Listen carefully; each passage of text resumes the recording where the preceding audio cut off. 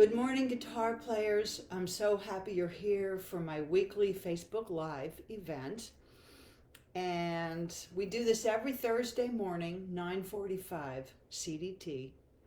And I'm just so glad you're here, and I hope you'll join me again. We've been doing this for a while, so um, we're going to jump right into today's subject, which is what's the best intro when you're going to be performing a song live? So there's just a couple real quick things I want to remind you about. Number one, in the description, we've got a link to my October Zoom class, which I'm so excited about. It's a brand new topic we've never done, and I don't know why, because it's such a great idea. My husband Bobby suggested it, and that is classic soul tunes. So we're going to do a bunch of Motown songs. It's going to be so fun. No, you don't need a million chords. We're going to pick songs with simple chords. And there's a link in the description to sign up and get more information about that. It's Wednesday evening, October 28th, 6:30 to 8 p.m. CDT. So we would love to have you join us. It's so much fun. Last night we had our September Zoom class on picking. So much fun. So you don't want to miss another class. Sign up for that October Zoom class. The other thing is I want to make sure that you are signed up for my free monthly newsletter because it's full of fun things. Tells you what I'm doing, upcoming classes, has interviews. Sometimes I put in a national numbers chart into the newsletter. All kinds of fun stuff. And it doesn't junk up your inbox. It only comes once a month. So make sure you're signed up. There's a link to do that as well. So let's talk about the intro to your song when you're going to perform it. I know that when we hear records, there's oftentimes some sort of a lick or something really cool right at the front of the record. There's a theme that starts right at the beginning. That's the signature lick for Independence Day by Martina McBride or whatever. You know, there's something that kind of grabs your ear immediately at the top of that record. And you might think that when you play live, you need one of those too. No, you don't. And thank goodness, because it's actually really hard to pull off a lick right at the beginning of a performance. And the reason for that is that for most of us, that is when we are the most nervous. Even if you're a seasoned, experienced performer, you're not in the groove yet.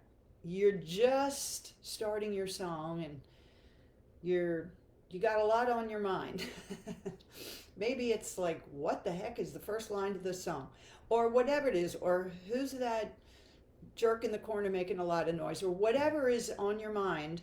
It's a distraction, and it makes it really, really, really, really hard to execute something fancy right at the front of a song. So a lot of people, typically out of insecurity, feel, oh no, I've got to do something impressive right at the beginning of the song.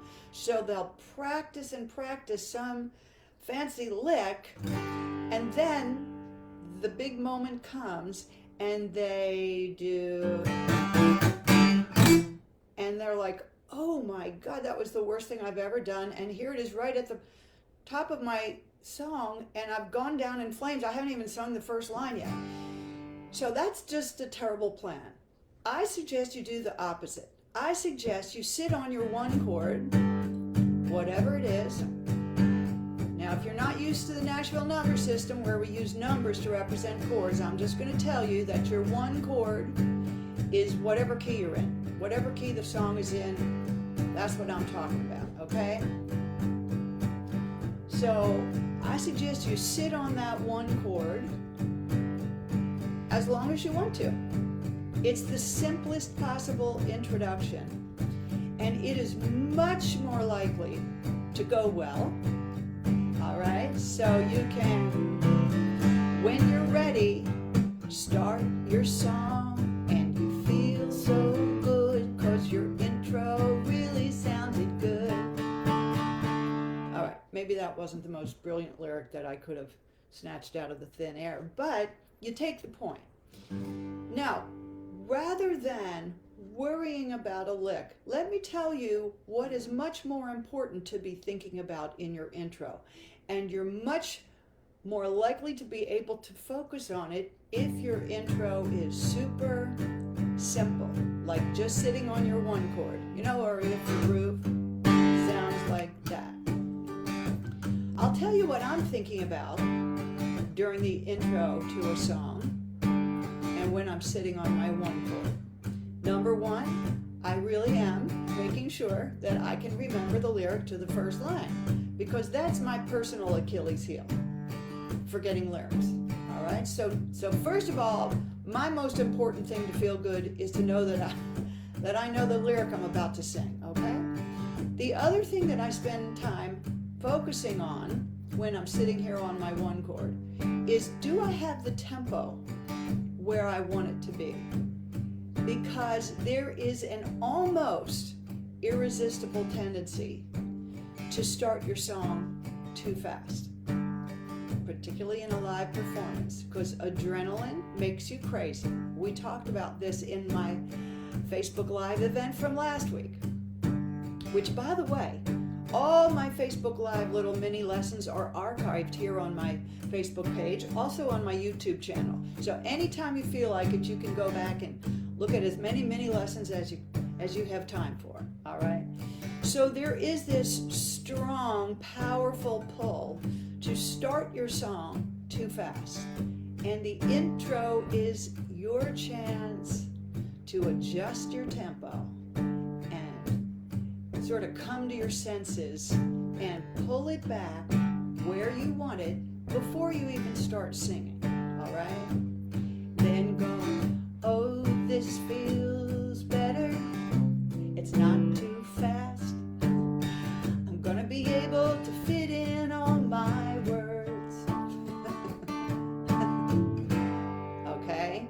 Now, after you've done that and gotten a little used to what that feels like just to sit on a one chord, you're gonna realize there's some other advantages.